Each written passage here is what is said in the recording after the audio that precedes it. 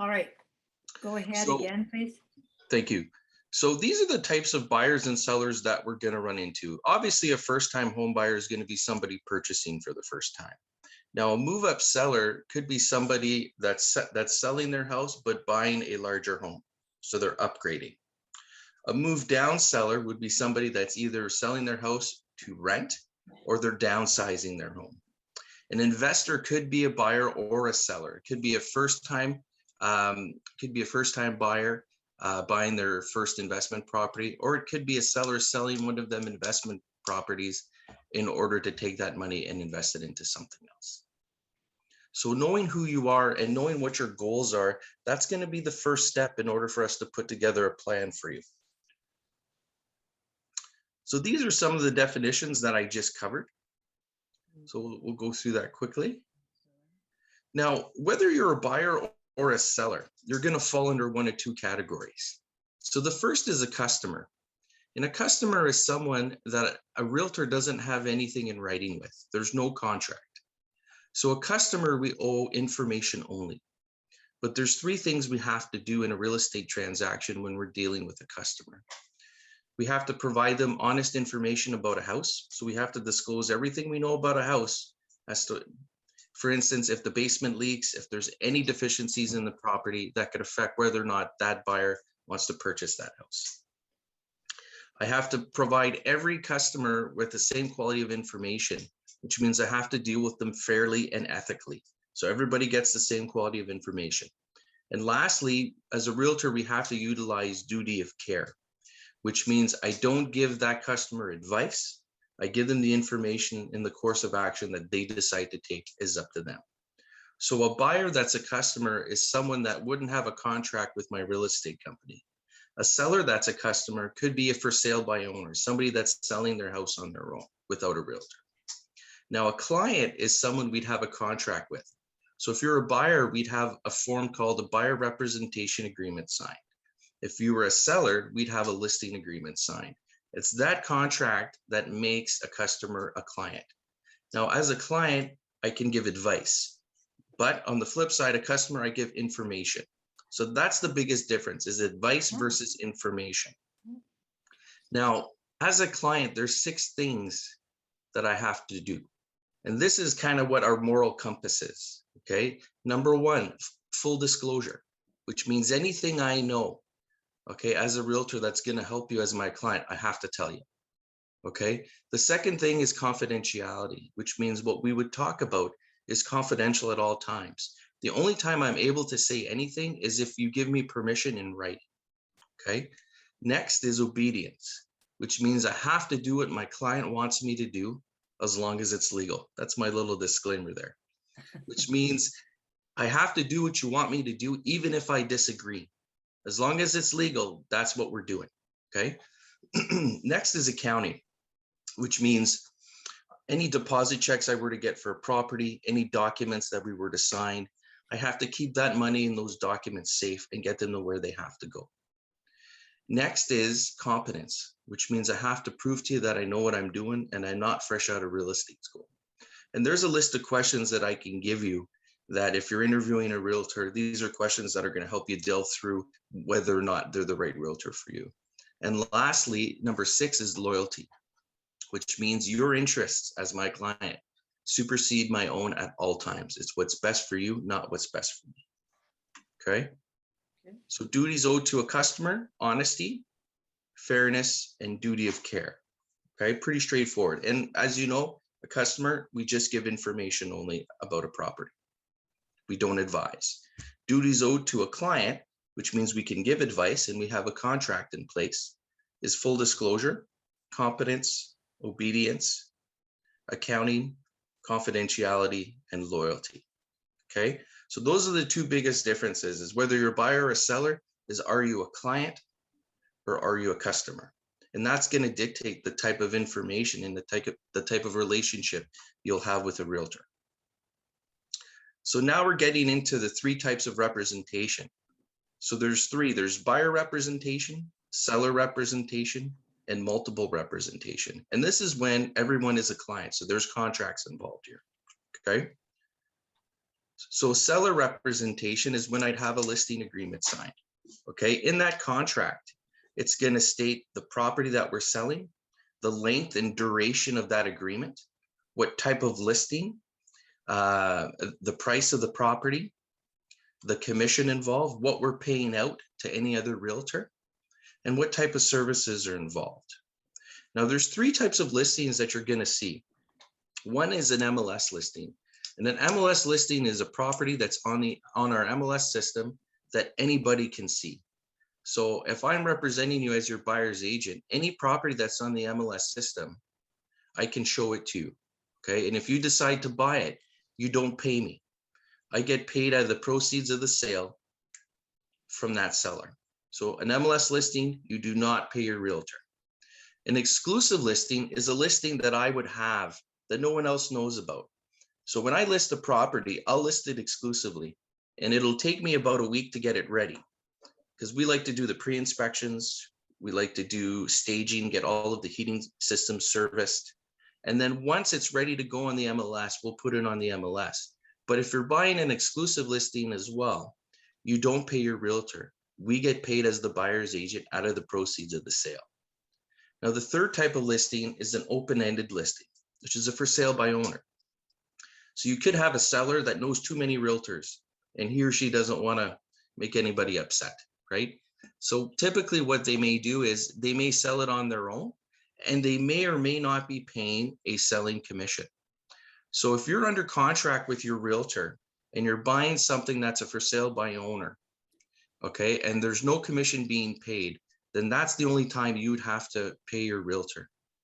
But 9 times out of 10, if it's an open listing and for sale by owner and they're offering a seller commission, once again, you're not paying your realtor. That'll be negotiated with that seller.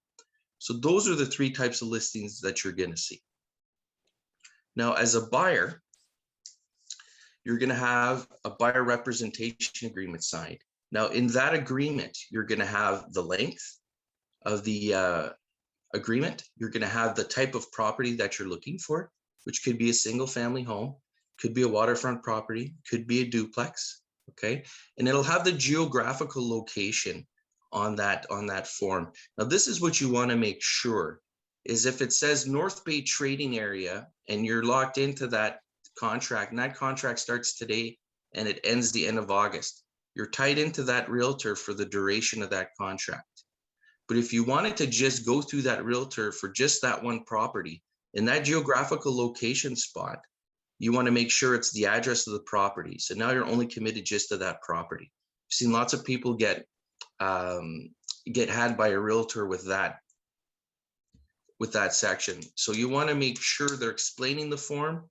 But if you're looking to just buy that property and deal with that realtor, you want to make sure in geographical location, it has that address and it doesn't say North Bay trading area. Now, in that agreement, you're agreeing to work exclusively with that realtor. If you were to buy through another realtor during that contract, that realtor could be entitled to commission. Okay, so the best way I explain this agreement is there's 2 things any agreement has to have.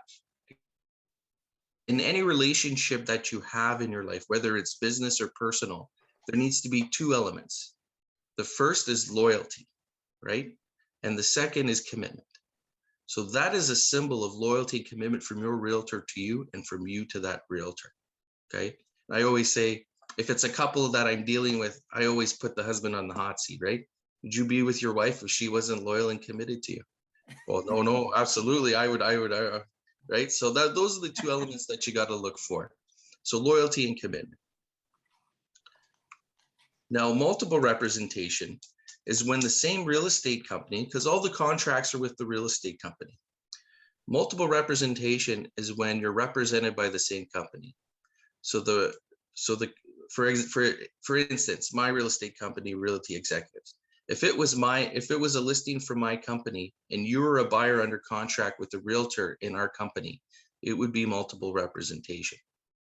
So what happens in that instance is there's certain things we can and cannot talk about.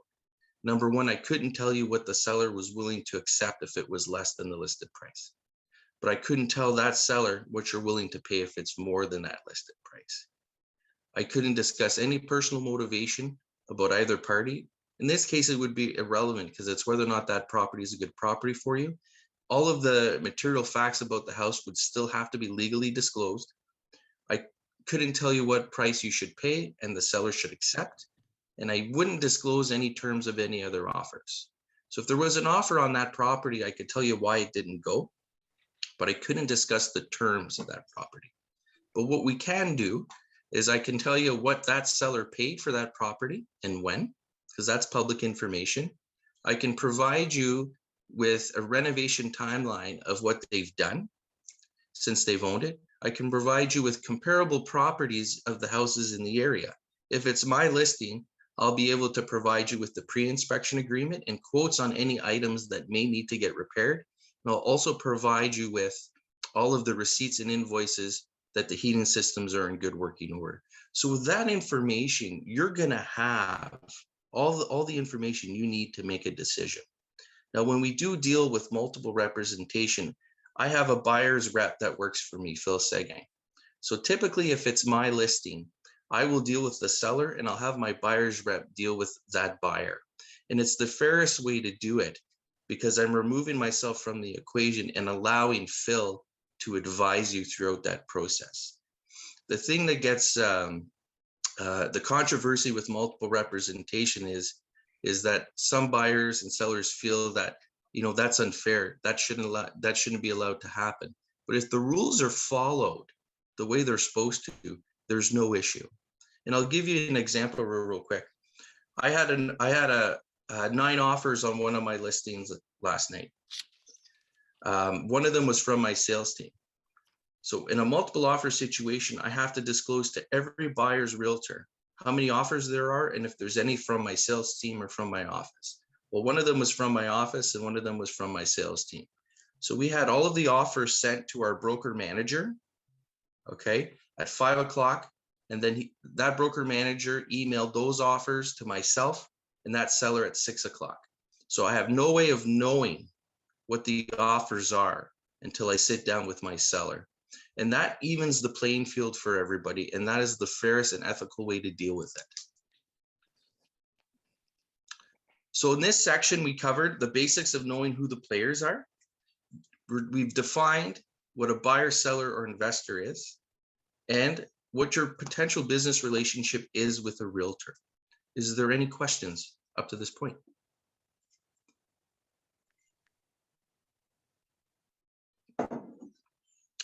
You're muted, Harriet. Any questions? I have a comment. I was thinking, wow, real estate is really complex. There's lots going on. It's a big decision when you're doing things, but it's good to consult with professionals, I would say. Yeah. I think if you're selling or buying, you should be interviewing more than one realtor. And Okay, got it. right. And the most fundamental thing about this is if you understand the process and you understand what duties are owed to you as a consumer, as a seller, as a client, as a customer, then that's going to dictate what your comfort level is when dealing with somebody. And this is the biggest mistake that I see in real estate is people do not understand the fundamentals, nor do I think some realtors explain it properly. But if you have that, you have a solid foundation of where to begin. Dorothy, do you have a question? Sorry. Go ahead, Anna. Matt, in the transaction of a buy and a sell, there's Yep. a lot more players than there used to be. Like there's your different agents and different people who are responsible for different areas within the process. Where do all these people get paid? How do all these, Yep. the broker manager and the, how do they all get paid? Like there's at least three or four. Yeah. Great question. So what happens is in my real estate company, I'm on a 95-5 split. So every month I have my board dues that I have to pay. I have my franchise fees and I have my desk fees. So those fees that we pay each month go to pay everybody in the brokerage. So the office admins, the broker manager. And when I sell a house, let's say I sell a house and my commission is 10,000. Okay. So let's say the commission was 5%. The listing realtor will typically keep 2.5%. And then myself as the buyer's broker, I'll get 2.5% of the sale price. So that's paid by the seller out of the proceeds of the sale once that house closes. So let's say that commission, Anna, is 10,000. So that 10,000 goes to my company. They take 5% off of that 10,000. And then that 95% gets split up between my sales team. Okay, thanks. Okay, does that make sense? Dorothy, do you have a question? No, Okay. I do though. It's Debbie, if you don't mind. Not so much a question as I definitely would be interested, Matt, in seeing your list of questions that a person should ask when Sure. interviewing a. I can send those to Harriet for you. Perfect, Okay. thank you. Thank you. Yep. I'll make Go a I note ahead. of have it. a question. Yes, please. Hello? Yep. Go ahead. I just have a question with regards to loyalty. You know, if you are representing both the buyer and the seller, I understand how you kind of divided it up. One person would do one thing, another person would do another thing in the transaction. Would it not be better just to have people represented by two separate companies? So the issue that comes up with, in my opinion, is because I know the property, I'm in a better situation to advise you. Now, the way we do things is a little bit differently.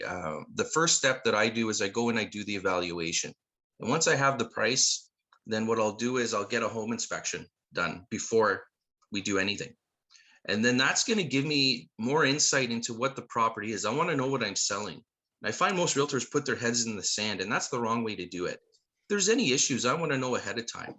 But what we do is we do the pre-inspections, we get quotes for any major items, and we get all of the heating systems set up. So when somebody inquires on one of my properties, if it's one of my buyers, it's here's the pre-inspection. I give them all the information they need to make a decision.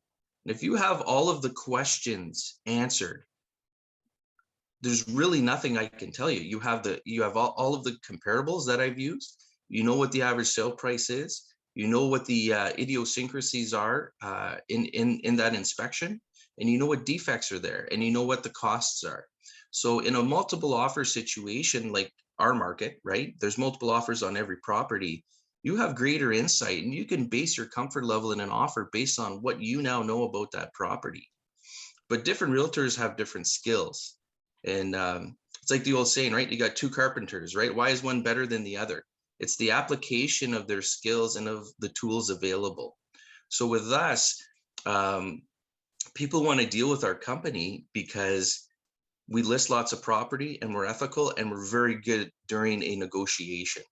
So it's more of when you're dealing with a buyer's agent is who's going to give you the best advice, who's going to give you that information, and who's going to be able to show you this is what you should be doing. Because although every realtor is different, my approach to the buying and selling process is probably totally different from most people. And when I got into this business when I was 23, the thing that shocked me the most was the realtors were controlling through lack of information.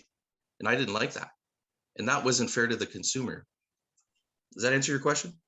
Yes, thank you very much. Okay. I appreciate Thanks, that. Roseanne. I have a question, Matt, and Yes, ma'am. maybe you're going to deal with this in the further slides. You've got a lot of slides, so Yeah. I'm wondering, has there been an increase in? Well, I'm sure there has been. You know, with the way the market is going, are you getting multiple bids? Yeah. So right now you're in a seller's market. I'm covering that in the next section. We're going to talk about I'm going to do a synopsis of the last 15 years very quickly. And it's going to give you an idea of what's happened and why. So I'm going to go through that, Harriet. And if I don't answer your question, you can bring that up again. Is that okay? Fine. Perfect.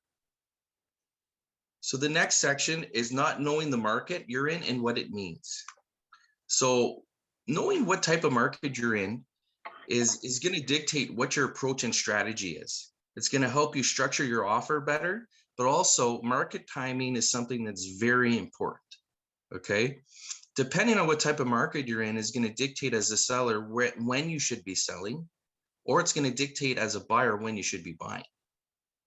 So this is something we're going to cover. So there's three types of real estate markets.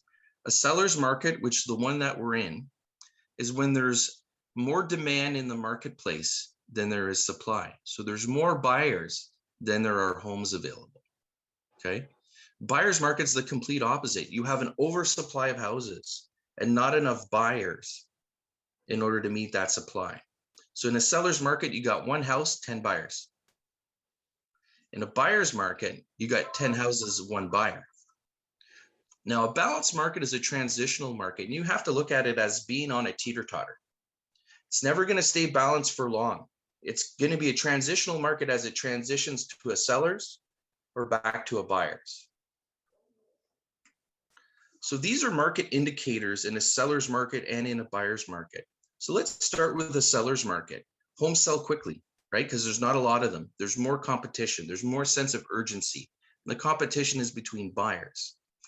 Rising prices. Well, if you have more than one person buying one thing, it's going to force the prices up. The number of buyers exceeds the number of homes for sale, and buyers usually have to pay more due to competing offer situations. And what I mean by that is if you're the only offer, you can go in lower and test the waters. But if there's 10 offers, you got one chance. You got one chance to get that in order to get that house. And obviously, number 5, conditional offers are frequently rejected. Now, the last market boom we had was in probably 2006, 2007. And the thing that shocked me about that is people were overpaying for houses and then all of a sudden overstretching themselves financially by buying that house, getting into the house and not realizing needed a furnace, needed weeping tile, right? Needed a septic system, okay? And they didn't have the money. So what happened was lots of people were forced to sell or they lost the houses to the bank. And that's why all of our listings, I'm very, very adamant about doing pre-inspections. Because once again, I want to put the right buyer in the right house. Because I believe you can put the wrong buyer in the wrong house. And there wasn't anything as devastating as going to meet with a family and to tell them you couldn't help them. And I told my father at the time, I says, we're not doing that. This is the way we're going to do it. So if all of the information is there and it's disclosed, the buyer can determine whether or not their comfort level and what they feel it's worth. Let's talk about a buyer's market. Well, there's longer selling periods because there's more to look at.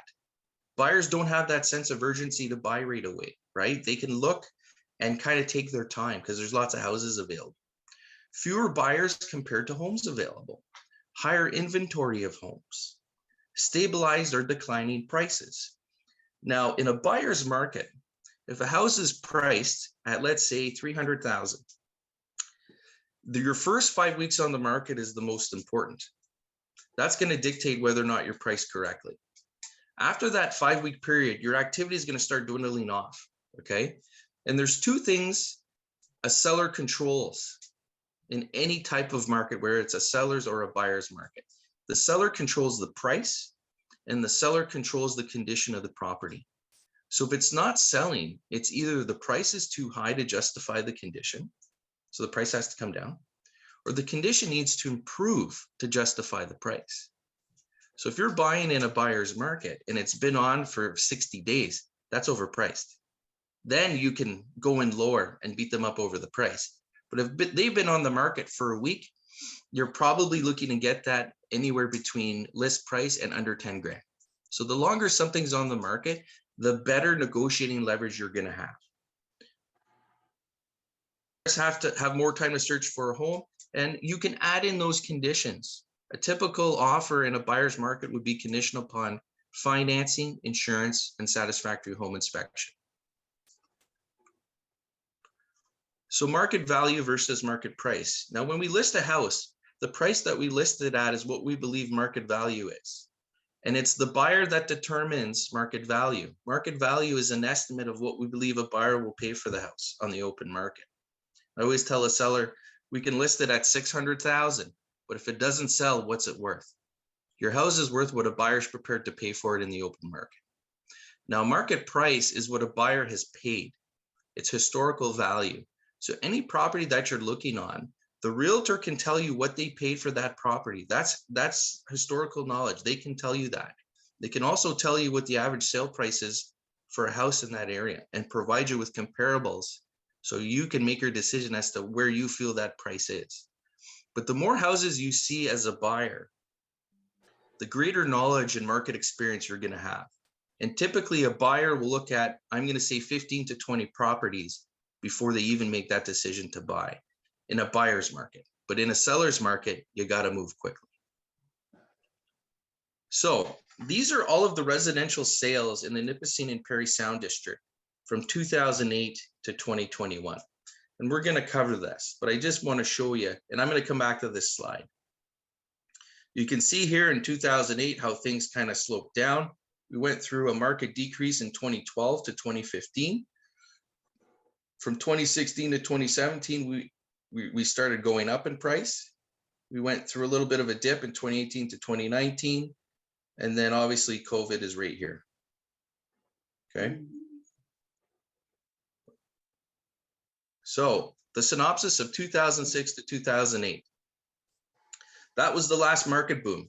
Okay. What caused that? Now, there's a theory in economics by Adam Smith called the invisible hand. And the invisible hand is price. And what that economist said was, if there's no other players but buyers and sellers, there's no interference from anyone else. The buyers and sellers will determine what they want to pay and what they want to sell without anybody interfering. But when people get involved, like the government, okay, they distort supply and demand when they create these policies. And the Bank of Canada, whose job is to control inflation, will play with that interest rate, whether to speed up the market or slow it down, okay? So in 2006, they came out with 100% financing. They need a down payment, okay? The interest rate reduction was at an all-time low. So the rates were anywhere between 5 and 6%, okay? The 25-year average at that time, in the last 25 years, was 8.25% for a 5-year fixed mortgage. So when you drop the interest rates, your property values will be higher because you have more buying power. But as soon as the rates start going up, those property values will come down because market value is based on what our cost of living is. And now you didn't have to have a down payment. All you had to have was a good credit score. 40-year amortization. So instead of a 25-year mortgage, they stretched it out to 40. So your payment was significantly lower. They had a first-time home buyer land transfer tax rebate. So if you're a first-time home buyer, and has nothing to do with your age, it's whether or not you've ever been on title, you got $2,000 off your land transfer tax as a first-time home buyer. And there was also a home renovation tax credit. So if you improved your house, you got money back from the government. So what happened is you had a dramatic increase in demand, which shifted the market. Okay, so that shifted towards the seller's market. Everybody could buy. It was easier to buy a house and it was cheaper than rent. So you had lots of people that have been lifetime renters, unable to save that down payment, now could buy a house. You had people from out of town coming in, like they are now, buying investment properties with little down. We had parents coming in with their kids going to school, buying houses with zero down and putting 5 or 6 students in there. That was the beginning of the student ghetto in Thibault Terrace. Okay, so demand went like this, and that's what shifted our market. Prices rose quickly because interest rates were low, and affordability was easier because your payment was lower because they stretched it out to 40 years. So from 2008 to 2011, well, in the fall of 2008, August and September, there's the economic crash in the States, right? And what happened is reactively in Canada in 2009, they got rid of that 100% financing. Now you had to have 5% down, okay? You had to have a higher credit score. So instead of a 500 beacon score, which is what they call the credit score, it had to be 600. So your credit had to be better. In 2010 and 2011, they began to drop the rates to stabilize the market, because all of a sudden, lots of people couldn't buy anymore. So property values started dropping. Well, they dropped the interest rates so that those property values didn't tank, okay, to keep the market going. They got rid of the 40-year amortization. They phased it back down to 25 years, okay? Now, this was basically our cool-off period. Now, in 2012, so in 2007, when people bought, right, which was the peak of the seller's market with all the 100% financing, 40-year amortization, low interest rates, land transfer tax rebate, you were getting multiple offers on everything. So they paid 50 to 60 grand, if not more, on a house over list price, okay? 100% financing, 40-year amortization. Now, 5 years later, which is now 2012, they had to requalify for their mortgage. But now, because they paid just interest, they didn't have any money down, okay? And it was now a 25-year mortgage, not a 40. They could not afford that house. So they were forced to sell. So you had lots of people now all of a sudden had to sell their house, which shifted the market back to a buyer's market where you had an oversupply of houses on the market. Now, during that period of time in 2012 and 2015, North Bay went through a pretty rough patch. You had layoffs at the O&R, right? The mining was down, right? We lost a big contract, I think, to Montreal. We lost Bombardier. So you kind of went through economic turmoil there. So from 2012 to 2015, you saw a downshift, and the people that sold either broke even or had to take out line of credit in order to sell their house. Now in 2016, we started going back up, okay? But what happened is in October 2016, the government introduced the first stress test. And it was introduced to try and slow down those bigger markets so that buyers didn't overstretch themselves too much financially. So they were more concerned with buyers entering the market. My dad always used to say, champagne appetite, Pepsi budget, right? So what was happening is people were overpaying for houses, but stretching themselves too much financially, okay? Wanted to keep up with the Joneses, not realizing that their parents worked their tails off for 30 years to get what they have, right?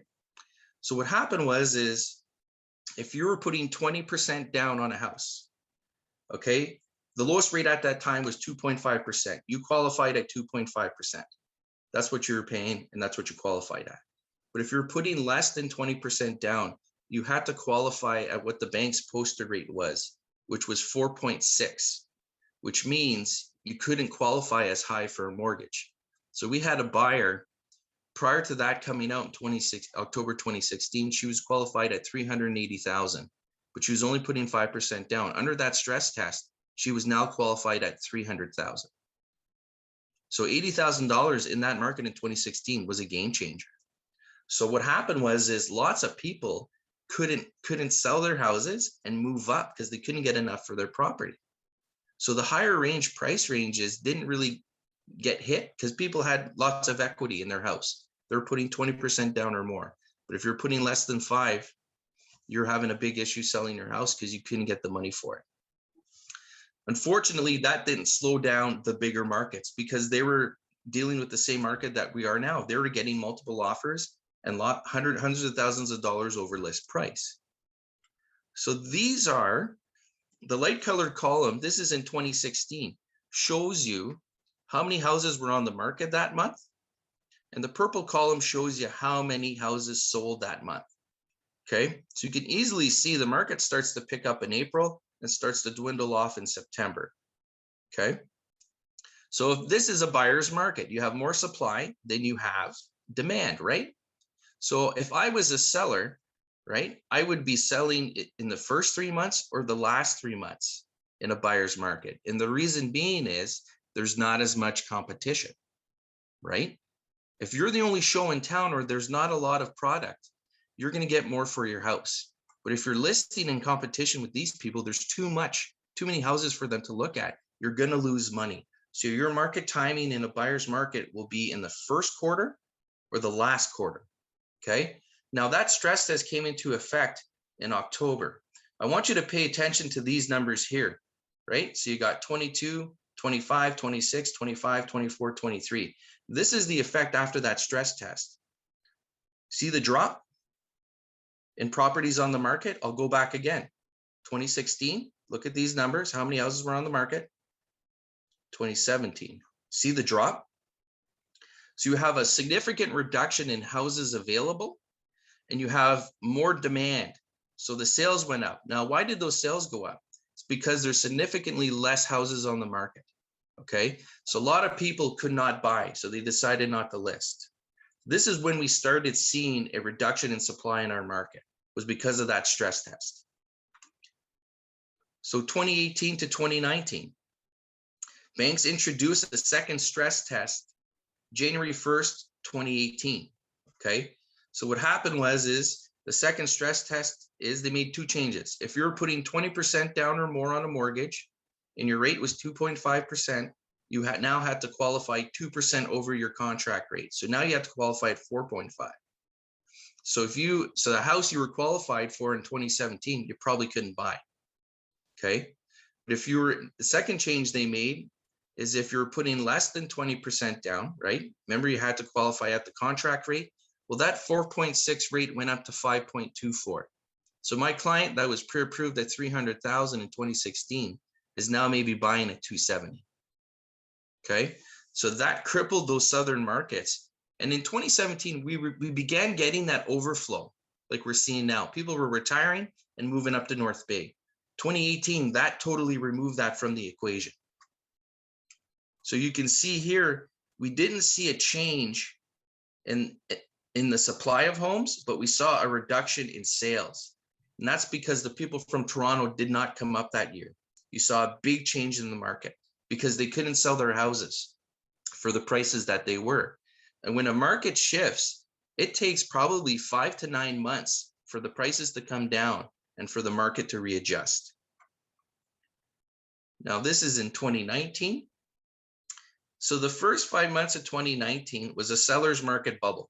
We had that real bad winter and everything was flooding. If you were living out on Jocko Point, you were sandbagging like a son of a gun, right? So you were getting roof leaks. There was really low demand. Lots of people didn't put their house on the market. So if you were buying between January and May, there was nothing on the market. Okay, so people began overpaying. Now, all of a sudden in June, once everything cleared up and the summer hit, see, you have everybody started to list. It shifted back to a buyer's where you had more supply. So this section here was just an area of time where, once again, the insurance companies, big insurance claims, roof leaks, basement leaks that never had basement leaks before, lots of flooding. So 2020 to present, right? So 2020 and 2021. So the market shifted. So COVID hit us probably the last 2 weeks of March of 2020, okay? They shut us down in the real estate industry in North Bay for the month of April because they had no protocols in place. Now, the market didn't pick up until probably mid to the end of May, okay? And once we had those protocols in place. Now, once that began, the banks dropped the interest rates because they felt the market was going to tank. So they dropped the rates so that the market would keep going, but it did the opposite of what they thought it was going to do. By dropping those rates, they created a frenzy where property values skyrocketed. And during that period of time, people that were working from home, their housing prices went up. They sold their houses for record prices, either retired or refinanced their house to take money out and came up to North Bay. So if you have somebody in Toronto that sold their house for $1 million and moved to North Bay and paid 500 grand for a house cash, they're blowing everybody out of the water. They don't need financing. They don't know the market. They don't care because they have cash. And the biggest mistake the real estate industry made, because I'm a realtor licensed in Ontario, I can trade anywhere in Ontario. But what do I know about the Toronto market? I don't know anything. But realtors were coming up here from down south or outside the area, not knowing the prices, because the prices here versus Barrie or really Toronto are very different. And they were advising their clients, wow, that's a good deal. But local people knew that was overpriced. So those other out-of-town buyers and those realtors began inflating the market. Okay. And if we were only bound to trade in our district, that would have controlled a lot of the inflation issues you have now. Okay. So what happened was once again, everybody's panic buying. And you're seeing two things. You see people sell their house for record prices, come up here and pay top buck, okay, for houses up here, inflating the prices. You're seeing investors come up here because it's cheaper. And you're seeing people refinance their houses and buy vacation properties up here. Waterfront acreage, everything's getting bought up. So that's when everything started to shift.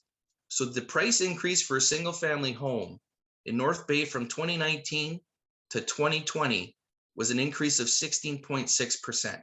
That's how much prices went up. From 2020 to 2021, they went up 34.5%. So you're looking at almost a 51% increase in housing values. So the crisis you have now is the trouble we're having is local buyers are having trouble getting into home ownership because they either need a financing condition in their offer or they can't compete with these buyers that are overpaying and inflating the prices. Now they're buying these houses and renting them out for big rents. So now you have an issue where somebody can't get into home ownership and is paying big rent. The only way this is going to change, in my opinion, is they need to get COVID under control, right? That this market's probably continuing for another 2 years, in my opinion.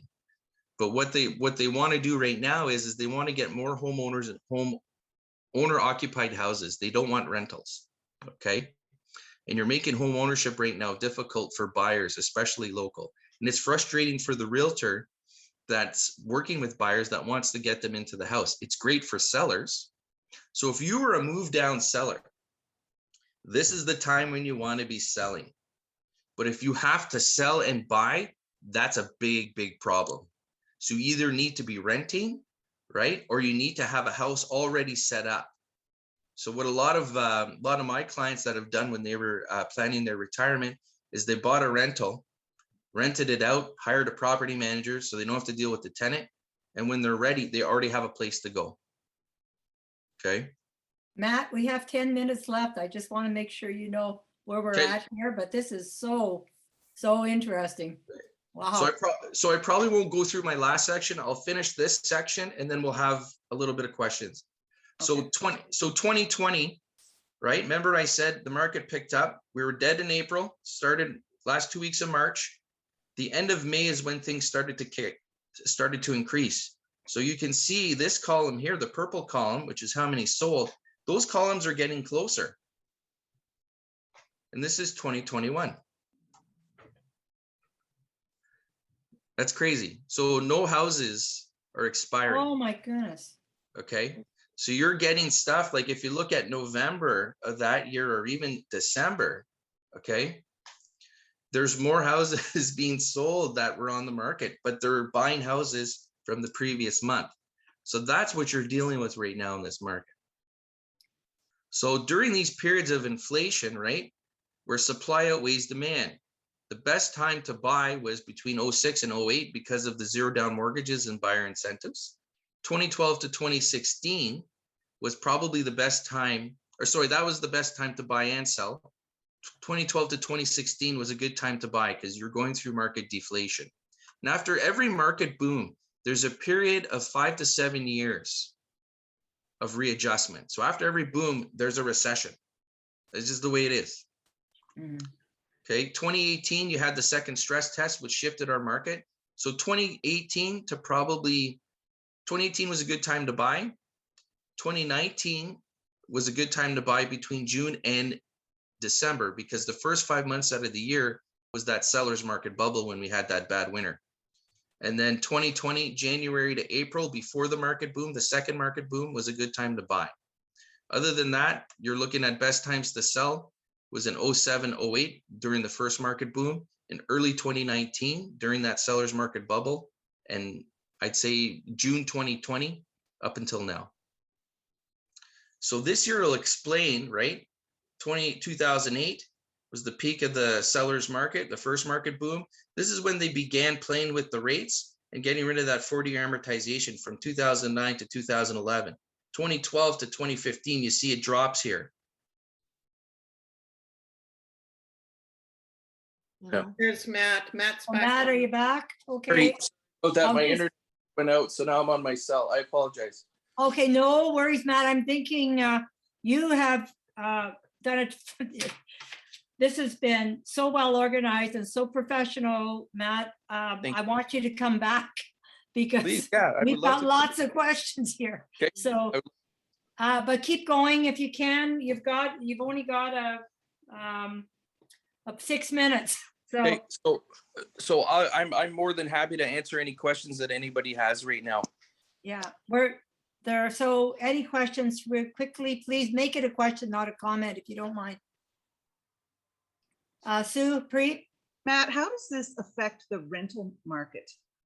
So what's happening is that it's making rentals very, very tough to get. There's definitely a shortage in rentals. It's making them more expensive. And which is, again, the issue we have is affordability. And with prices going up as quickly as they are, rents are going up as well. And it's not like we're living in Toronto or Barrie where we have those types of incomes. So there's definitely a shortage of quality rentals. What I've seen with some of my clients is they've taken advantage of this market and then rented it and are now renting a property, and then are waiting for the market to shift in order to buy. So that is one strategy that you can use, but it's just, when is this market going to shift? I think it's going to be probably at the tail end of 2024. So, well, you know what, that really affects a lot of people because that might impact the decision to sell. And the interesting thing is there's, apartment buildings like Marina Point, going up. And I'm wondering if people are thinking about selling their homes, especially if they want to move to a retirement area. There's another thing that you can do is if you're not going to sell in an inflated market like this, if you do have a lot of equity in your house, one way of doing it is, I've seen lots of people refinance and get rid of their high interest debt and then put it all into the house because the rates are lower. So that is something you can do to minimize your expenses and not necessarily sell at this time, but free up some money. Because what we've done is, just to give you an example, my wife and I own 3 properties. We bought 2 semis side by side, and we bought them just before the market boom. So we bought them in 2019, and then we were able to refinance them and recoup my down payment, and then have a little bit of money set aside. But what I want to try and do is, we want to buy more properties, but I want to keep them, a couple of them, Airbnb, so that if I do have a seller that wants to take advantage of this market, I can sell their house and put them in a nice rental. And when we find them something, just go. Don't give me 60 days, just go. But that is something, if you're looking to sell and downsize, you really have to look at whether or not you're buying again, or whether or not you're renting, or whether or not you're going into a facility like the Empire Living Marina Point. So there is some budgeting to do there for sure. Is that something you would work with your client to try and find the best case scenario, Matt? Yeah, absolutely. This is the difficult thing about real estate is everybody's situation is different. So we need to establish what your goals are, and we need to establish, are you a move up seller? Are you a move down seller? Are you looking to invest? So my team and I would be able to put together a plan based on your situation. And the thing too is, I get lots of calls where people just want to know what their house is worth. So we're able to do a free evaluation and at least give you that insight as to what we feel it is. So you know how much equity you're dealing with. And that would be the first step. And that's going to allow you to make your decisions in your plan. Okay, so we have 2 minutes left, Matt. So any other questions? One question? I We do, can- Harriet. Go ask the question, Debbie. So my son is living in Ottawa and he's renting a house. And about a week and a half ago, they got told that the owner is selling the house. And so now he's got to get out, and he's trying to decide whether he should buy or continue to rent. So he's in a, and so he said that if the seller is selling to somebody that is going to use it as a rental, is he entitled to not be kicked out? So according to the Landlord Tenant Act, if your son is on a lease, okay, they can't Yeah. break the lease, okay? But if he's on a Yeah. month-to-month and a buyer purchases the property as a rental, he has to assume your son is a tenant, okay? And he can't put up the rent. He can only put up the rent 1.2%, okay? But if he has a lease, let's say to the end of August, he's there to the end of August, okay? Nobody can break the lease. But once after your lease is done, you're typically on a month-to-month. So the only way he's getting evicted is if the buyer is taking it over for personal use. Then what would happen is he would be given 60 days and then he'd have to move out. But it's got to be a full 60 days, right? So because we're February 2nd, you couldn't count February. So it would be all of March and all of April. So you have to be out by the end of April. And since he's renting, does he have any priority as to if he decides he wants to buy that house? That's something that he'd have to discuss with the seller. And that would be what you call first right of refusal. Okay, so if it's first right of refusal, that seller would have to disclose that to everybody. So let's say somebody came in with an offer of 400,000. Okay, your son would have the opportunity to match that if he had first right of refusal. Okay. Okay, Okay. thank you. Right, Thanks, the Debbie, and thanks, Yeah. Matt. I have a few words for you here. This has been super informative.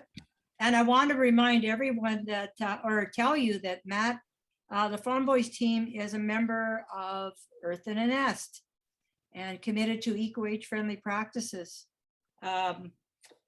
You're well organized, professional, empowering, informative, and passionate. I can see about what you do. And thank you so much for taking this time with us. And I'll get back to you for hopefully soon, so that we can continue for part 2. This has been wonderful. Thank you. I would love. Thanks, everybody. Thank you. Thanks so much. All right, everybody have a great day. We'll talk to you soon. All right. You- Thank you.